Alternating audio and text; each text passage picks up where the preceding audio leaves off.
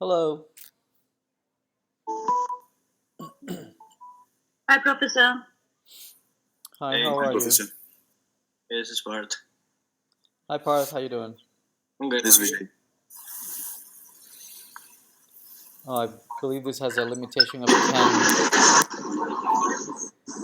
participants. So that's fine. I mean, I'm recording this so that we can then share this with others. Can we all mute? If you're not speaking, can you please mute? There's a lot of background noise.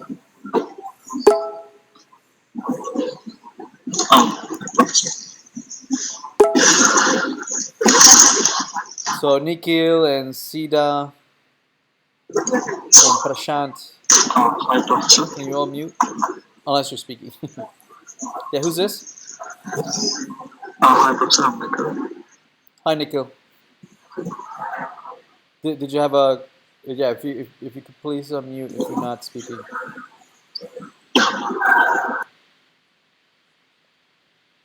All right, thank you all for joining. I know there's a limitation on how many participants can join at the same time.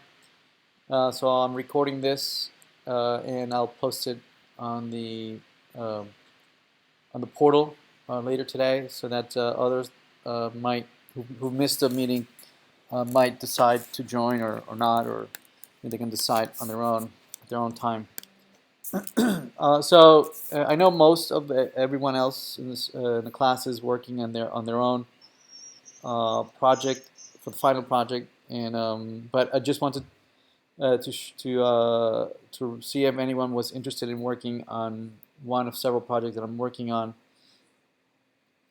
and it's basically the same, or it's part of what the assignment is that we're using throughout the semester.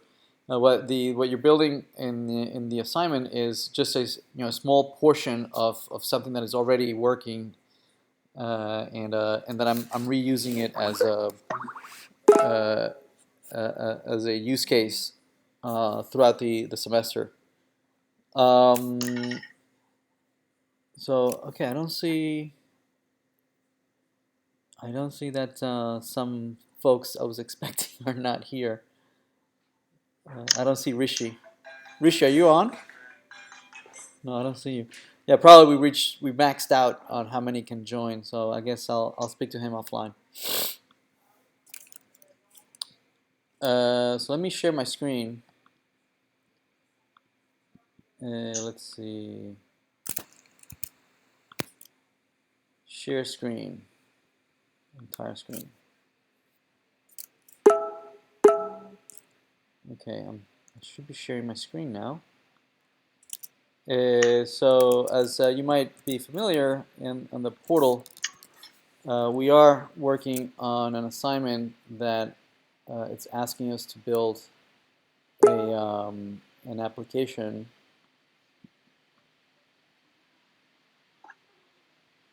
It's this one. This is the first part of the assignment. It's asking us to build something like this, where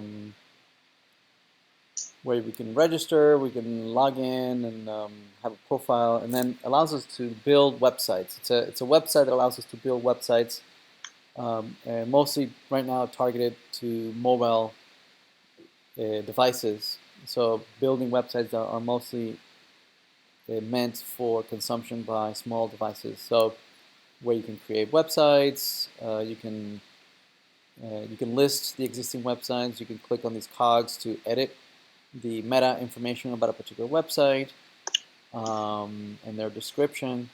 Then you can edit the name of the website. Right now the description, but or you can remove an existing website. And you have these. They're all these pages are responsive, meant for consumption in portrait and landscape mode.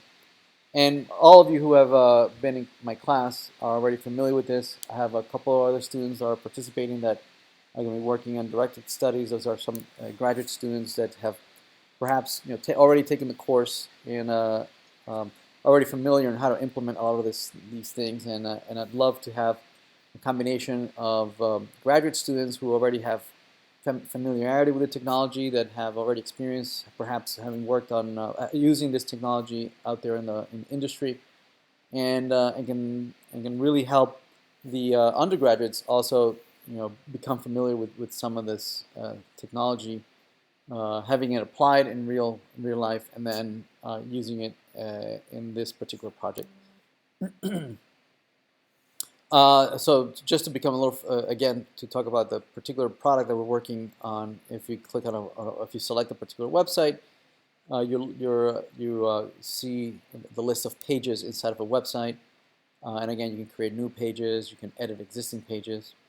And if you select a particular page, you're then navigated to a preview of what that page looks like, again, targeting mobile applications. So a page is perhaps made up of several widgets, such as like a heading widget, here are two heading widgets, an image widget, a raw HTML widget, a YouTube widget, and there can be many different types of widgets that you can add, build a page with.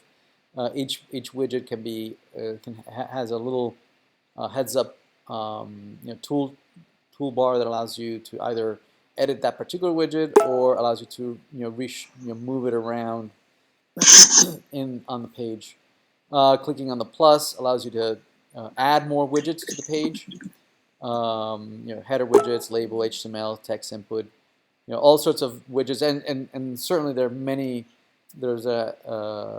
are a lot of opportunities to add any number of widgets that would expand the capabilities of a website. You can think of we can add shopping carts and catalogs and be able to go through a library of images, and I mean it's really endless what kind of widgets we could add to this. Depending on the widget that you choose, you're then navigated to the editor for that particular widget. So if you added a header widget, then you could change the size of the widget and the actual text content. If you selected an image widget, you can edit the URL of the image, just the width. If it's a YouTube widget, you can add the URL of the YouTube video that you want to embed. Currently the class is working towards creating a static version of this, and they're going to be, as they progress through the semester, they're going to be working on this assignment, pretty much arriving, well, not quite yet, but almost halfway through what the current actual product can do.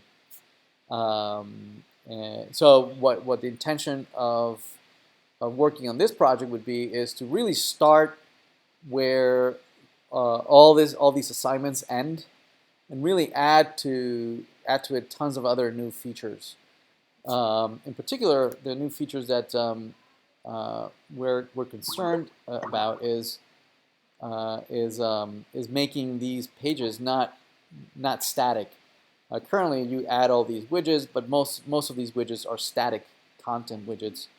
The only ones that add some interaction is if you add, for instance, input fields, right? Like text input fields, text area, buttons that the user can interact with, and if they can enter data, then that means that all that data needs to be stored somewhere in the back end in some database, and then we need some means of extracting that data and then rendering that dynamic content on the page. And for that, we do have widgets for that, like the data table widget and the repeater widget can generate, a report, can generate a query the database with a configurable query string, and then use that to dynamically render the page based on data that users have submitted.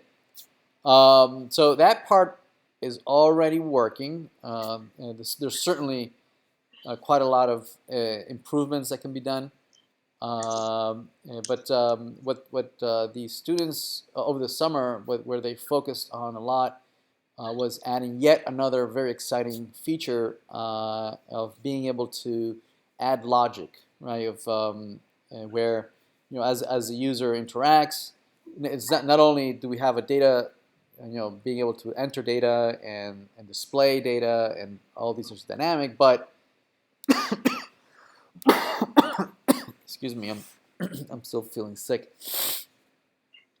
But the new exciting feature that we're working on is, as the user enters data, we would like to be able to run, logic and make dynamic decisions based on the data that they entered, so that we could make things such as rules, such as if a product has been on the shelf for more than 2 months, then we want to put it on sale. And the sale for 2 months is 20%, but it has been on the shelf for more than 3 months, then it should be 30%. So all these kinds of logic, right? That means that you need to have a mechanism that you can do scripting, right? And you need to be able to do arithmetic operations. You need to do Boolean algebra. You need to be able to maybe iterate over a collection and do all sorts of transformations as you're iterating over a collection. So that's where we've been focusing in the summer. And in the summer, we focus on being able to create these scripts on the server side, and so this semester, on the fall semester, I'd like to focus on expanding on that on the server side, and providing a user interface for the front end, being able to create, use a lot of visual programming techniques that would allow us to create, somewhat of a flow chart that would allow you to drag and drop boxes and diamonds that would allow you to do operations, and then if statements and branches that can then perhaps iterate over a collection, and then do queries to a database, update the database, and then provide a model for then the view to render. So let me I want to demo where we are so far. Any questions so far?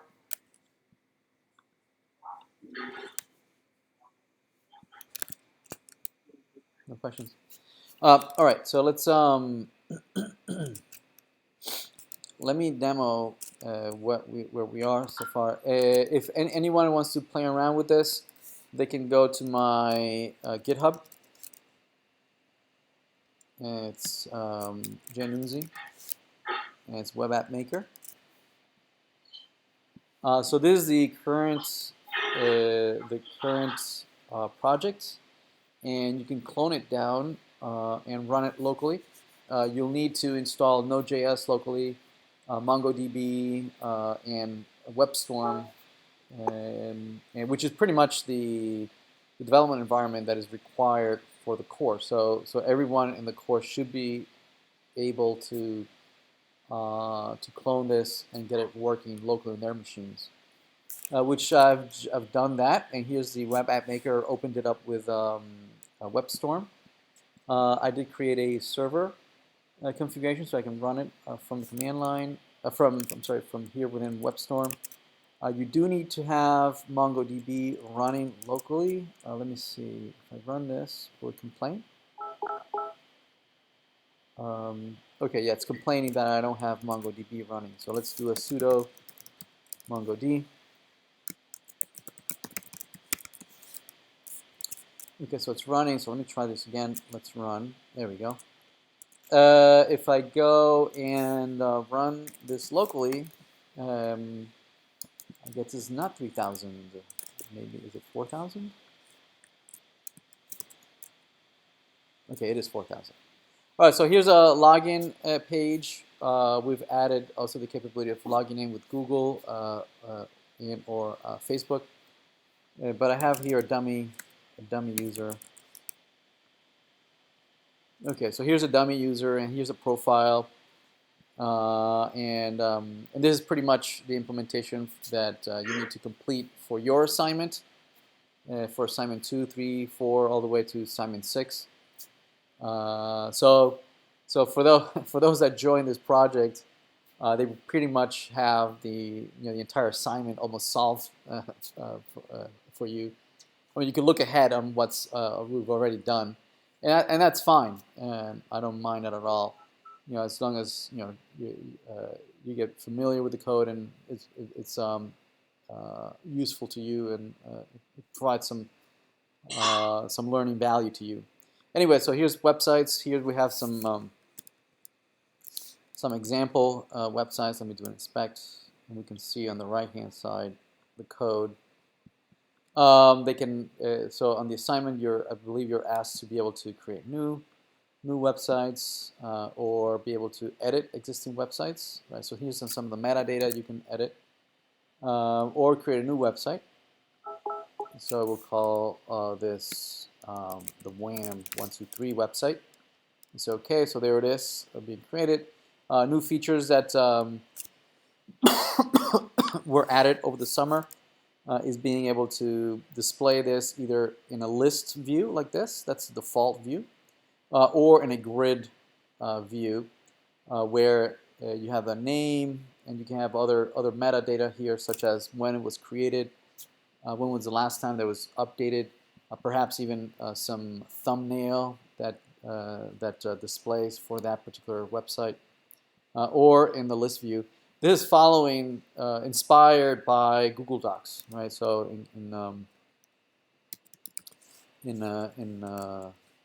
or the forms, Google Forms. So if we have a Drive, and where is it? What's Google Docs? Is it Docs? Google, not spreadsheets. Yeah, there it is. Right. So notice that they have a way to list it in list view,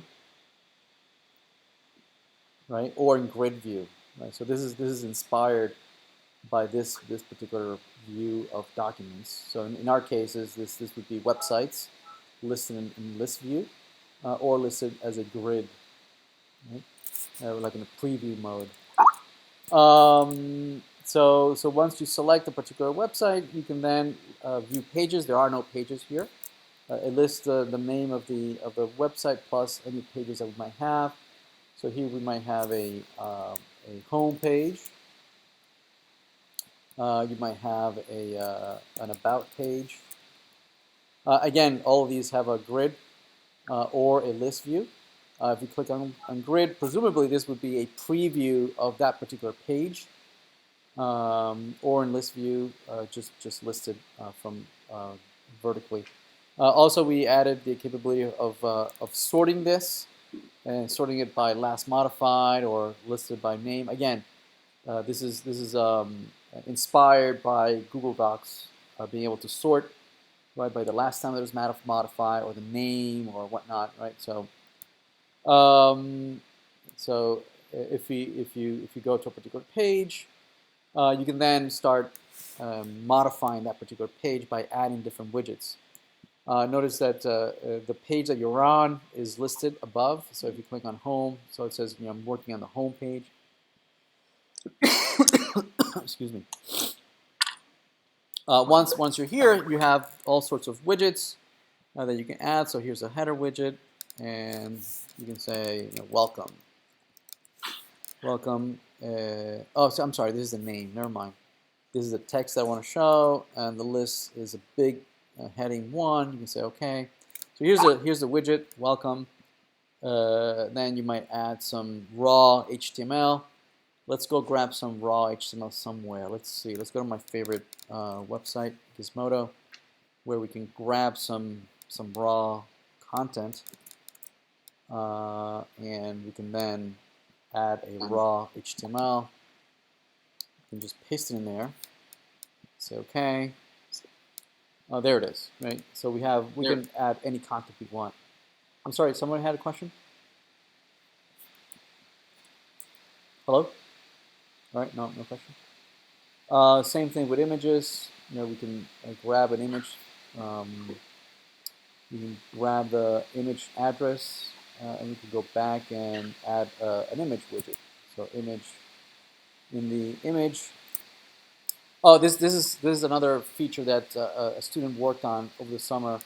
So the capability of not just having a URL, but having a library of all the images that we have that we've either uploaded or linked to, or that we can search through Flickr.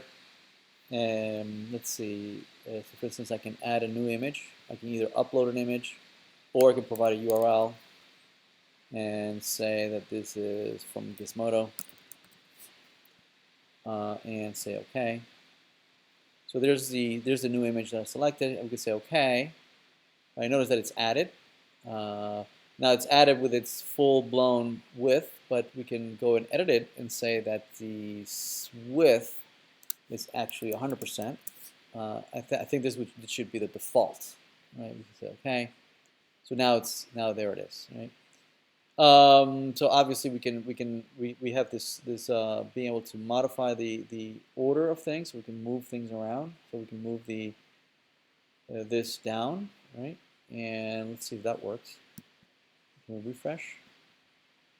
There it is. So now we see that it's as we have successfully moved this the reordering.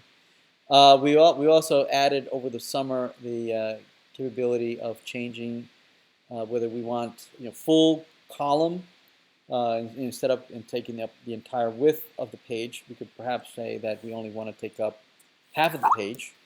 Now here we're kind of using a very raw representation of widths, right? Using Bootstrap. Perhaps much better representation of this for an end user would be, column size, right? And then you can choose how many columns, or maybe a percentage, right? Somebody might say, well, I want my page split 50-50, and then behind the scenes it gets converted into column 6, right?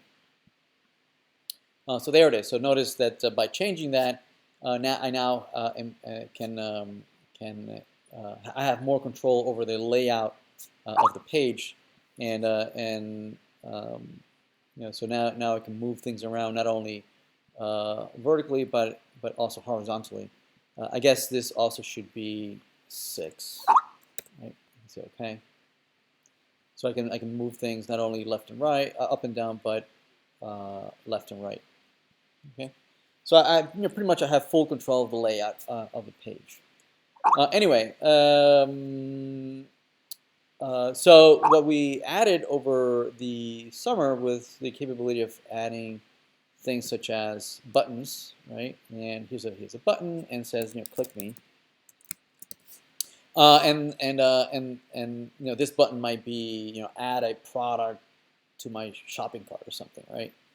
So here's a button, and there it is. Oops, wait a minute. Let's put this button towards the bottom. Up here, there it is. And then over the summer what we wanted to do is being able to associate the actions of handling events of being able to click on these buttons. What should happen when I click on this button, right? So one of the ideas was to if I'm editing this particular button widget, if I click on this, I want to run maybe a script, and so we have this idea of creating a script editor. So this is the portion where I would like some folks to join and work on this part on this editor. There had been some effort at implementing this editor. So this would be a script editor. We would be using some visual programming ideas. Let me just turn this off just a minute. On using some ideas of copying, borrowing some ideas from like a flowchart editor, where you can drag.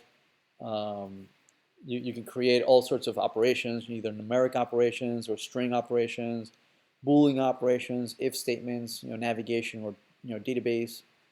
If it's numeric, perhaps you can decide that you want. Oops, is this working? Oh, right. I need if I'm going to operate on numeric fields, I need some fields, right? So there are no fields. I don't have any fields. So let me go back.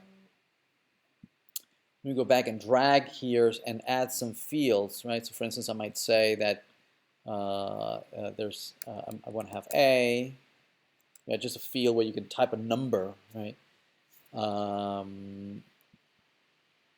Okay, and so there's the field. Let me move it over at the top. Can I move it? Let me move it up here. Let me change the placeholder just so I have I know that this is A. I know that's A. Let me remove all the other things because it's hard to read. So let me remove this, and let me remove this widget. There it is. Okay. Let me add another field, another input field. Call it B, and placeholder B. So these are just regular input fields, right? And the idea might be, the easiest thing that I might want to be able to do is that if I had a button that says, add A and B and update C, for instance, that would be the most trivial script that we can perhaps think of. Here's C.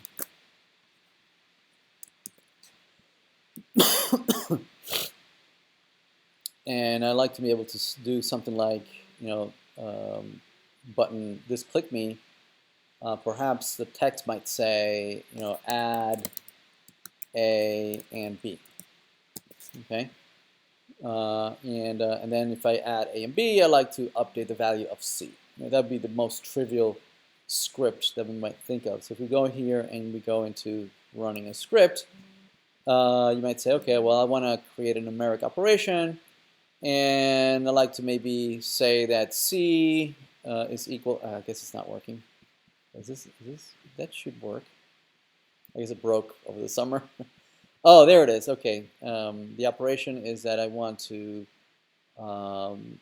say that A plus B, right? And I want to put the output in C, right? So this might say input A plus B, right? And the result I want it to be in C. Okay, looks like it's broken. We say okay, we save it, and notice that here's a box, right? This is an operation box that presumably it's a visual representation of that statement, right? Right now it's represented as a JSON object, right? That says, I want to update certain variables. I want to take the values from certain variables A and B, and I like to make the result and put it in C. And there are many other types of operations. There's string operations such as substring or concatenate or length, and all the string typical JavaScript string operations are represented here.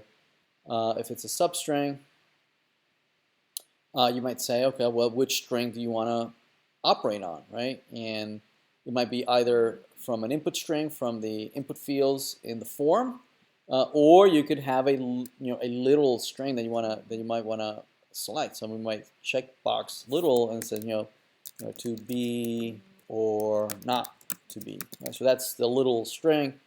And as I fill out the form, there are new input fields that are generated down below. So the start. So I like to substring starting at position number 3, and I want to extract 5 characters, and then put the results in a new variable called new variable, right? And when I say okay, notice a new statement gets generated with all the JSON information that I would need to be able to execute this statement. I can change the order of the statements by dragging things around. Again, this is a visual programming editor that it's in its infancy. One of you could take on this editor and finish it up, make it look much prettier, much more professional.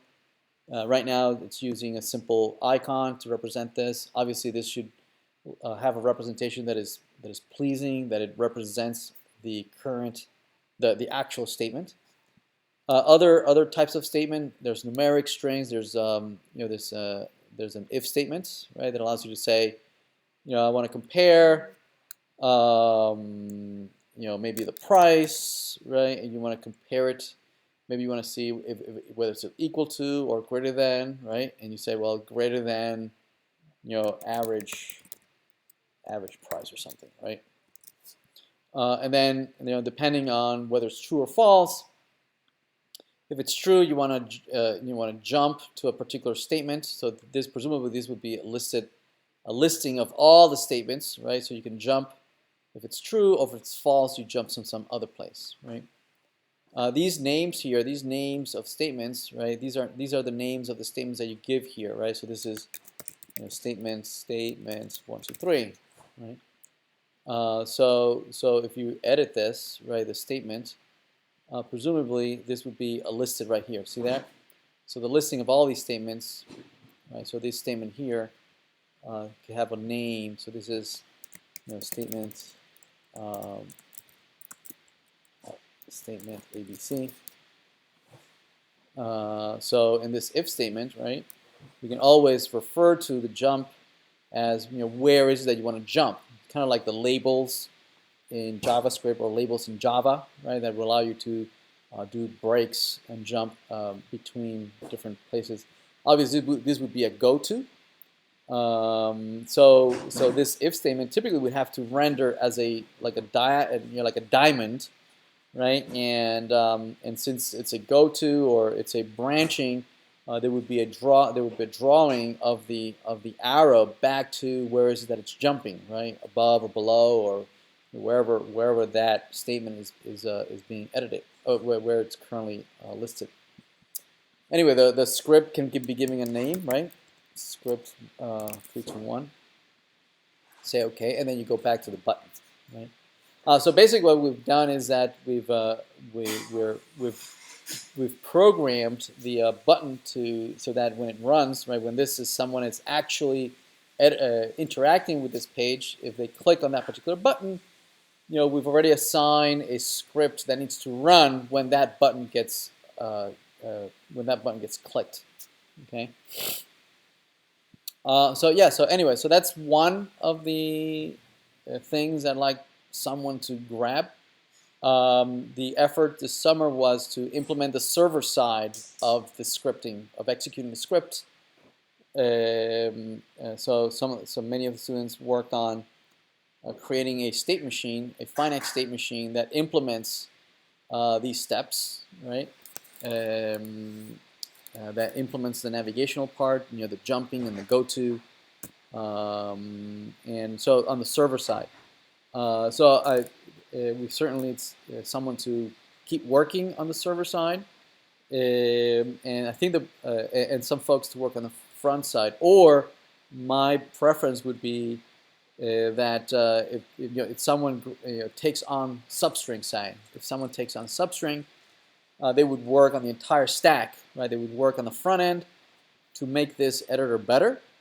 Also connected to the server side. Right now, this is not connected to the server side. So one would be responsible for working on everything that has to do with substrings or everything that has to do with string operation, right? Implementing all these various operations on the client side, on the server side, and on the database side, right? Someone might take on numeric operations. Somebody might take data operations. So data operations, you can concatenate. You can create new. Wait, this is date. Yeah, you can create dates. You can do you can add dates. You can do all sorts of arithmetic operations on dates. Also do databases. You should be able to insert, select, update, delete. Also, you should be able to create clauses, where clauses, operate on a particular collection. So again, I need someone to take ownership on the database portion, right, and implement all the server side, all the web services, the entire stack, right, and connecting the client side and the back end. Right, so that's how I see breaking it up into. Also, there's plenty of work to do on the types of widgets Plenty of new widgets I like to add to this. Also rendering it not only in list view mode, or also on a grid view mode. Also being able to drag these over using jQuery and adding it to the page. So you have like a widgets, and then you can and using jQuery to just be able to grab and then position this anywhere on the page, as opposed to being able to just reorder this on the left-hand side. So there's plenty of work to do here on the on the creation on the page editor. Yeah, so there's a lot of work to do there as well. There's also a work to do on being able to publish these pages on a live hosted page. Right now, we have this preview mode where you click. If you click on this like run button, right, it shows it to you how the end user would see. Right, this is what the end user would see. Right, buttons and input fields and whatnot. So there's a lot of work to be done here as well. So anyway, I was hoping. Oh, that's a bug, right? It should take you back to the original page, but so that's a bug. Somebody needs to fix that. We need to bring you back here when you close. So yes, I was hoping that someone would take on one of these things.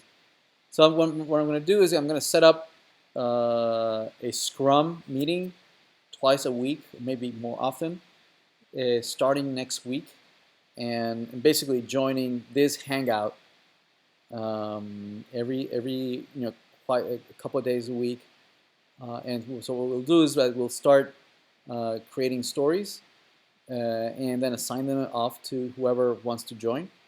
There's one of you folks is Parth. Parth, are you there? Yeah, I'm there. Yeah, so Parth is a graduate student. He already took the class. He's been my TA for this class, so he has quite a lot of experience. He's been on co-ops. So one of his interests is to work on Angular 2. It's a new version of Angular that just recently came out. And so what Parth is going to be working on this semester is porting the current version from Angular 1, porting it to Angular 2. So if anybody's interested in learning about Angular 2, I think this would be a great opportunity to help out Parth. And again, this would be something that Parth would be leading. So obviously we'll negotiate on what we understand to be a successful outcome for those of you who are taking the course, and how would you participate and add value at that effort. I think probably what we'll do is that we'll create a separate repo off of that off of the main repo, and have you work on that repo. And once the full migration has completed, I don't believe we'll be able to finish the full migration this semester. It will probably spill over to next semester. But I believe that's a great thing, great effort. That if anybody wants to join that. Professor? Yes. My name is Vijay, Professor. When I spoke to you about the project, I requested about working in Angular 2, if you remember. Oh yeah, so that'd be great if you both could work on it together. Any other? But you've already taken the course, right? Yeah. Yeah. Okay. So that there's plenty to do here, so definitely that'd be great focus. Sure, Professor. So anyway, so anyone who's interested, I would ask you to obviously set up the development environment, which I believe most of you already have. And basically, it's MongoDB, Node.js, WebStorm. Clone the GitHub repository. Let me paste that again. What the repo is? It's this one over here. I'll paste it on the Hangout. Where is it? It's this one over here. If you clone that and get this working on your machine, perhaps over the weekend, and then we can meet maybe on Monday. Once you have it running on your local machine, we can meet on Monday and then start hashing out some stories for everyone. Okay? Yes, sure. Anyway, Hi, anybody? Professor. This is Anupma. I have one question. Sure. Actually, this is the first time I'm doing web development work and like from end to end, and the project seems to be little higher than the the starting level. So, will it be okay if I join it? And because I might take a little time to speed up. Yes, yes. Yeah, that's a common issue that we run into, and that's a very common problem that development teams have in general, right? That we have to bring up to speed everyone and whatnot. And so, and especially in this setting, that it's an academic setting, right? Where obviously you want to, we're balancing, the fact that we want to make, new progress. But certainly the main focus is for your learning, right, and becoming familiar with the stack and the overall goals of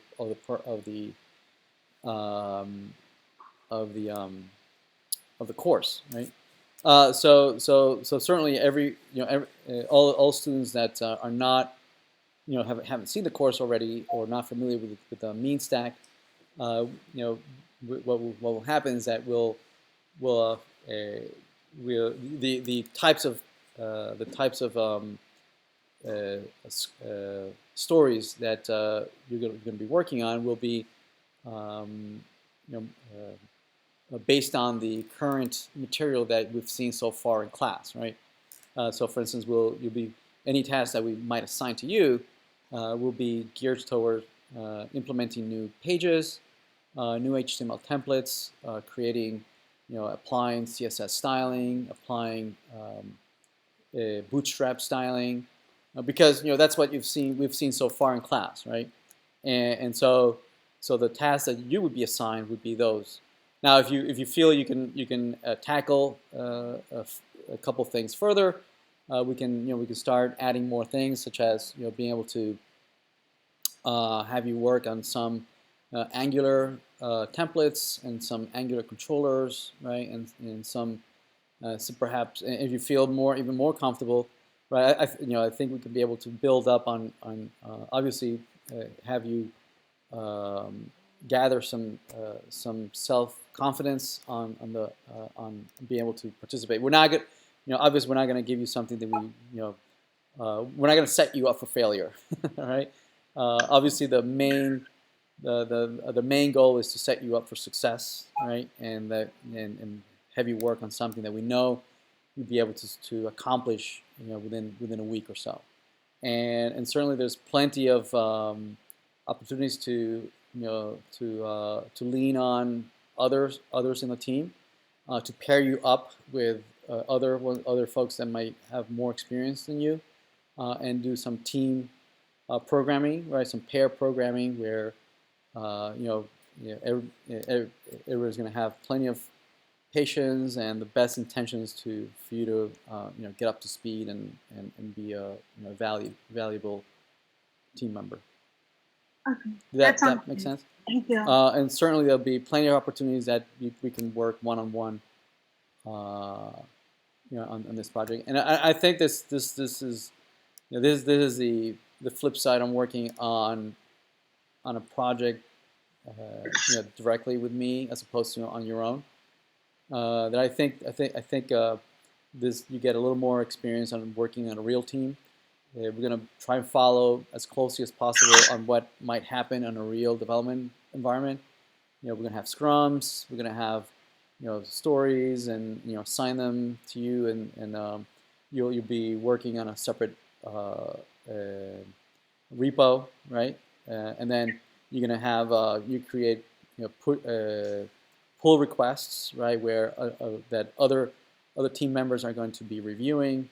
They're going to be commenting on your code, and then you're going to be taking those comments and updating your code, and then and then someone's going to accept your PR, and then at the end of the month, at the week, at the end of the sprint, then we're going to review all the stories, and then we're going to merge that into the main branch. So we're trying to run it again as close as possible in what you might find in an industrial setting, or that some of the more senior team members might already be familiar with. And obviously, if folks that have been in co-ops might have some input into the process, it's a very common feature of Scrum and Agile development, that the process is part of the process, right? Evolving the process to work for the team is part of improving the development process.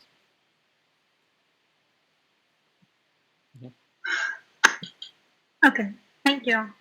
Yeah. Anyone else? Professor, hi, this is Samya. Hi, Samya. Hi, Professor. So I had a question though. I'm an online student, and would I still be able to participate in Scrum and everything else that you mentioned about the process? Oh, certainly. All these meetings are going to be online. Everybody's going to be remote working on this project, and obviously we might need. Where are you physically, geographically? I'm in Boston. I Okay. just go to work. So no. I just some of the challenges we might run into is time zones. If Right. you're in California or whatnot, but if you're in Boston, then that shouldn't be an issue. Okay, thank you. I know there's some students that might be working during the day and might be not available at noon, so I'll try to run a couple of these, off hours, either at 5 or 6 or something like that, where I can catch some of those folks that might be working. Okay. Anything else? All right. If no questions, I think I'm gonna end the session today. I will upload this so that other folks in the class can have an idea of what this might entail, and also I'm gonna have lunch.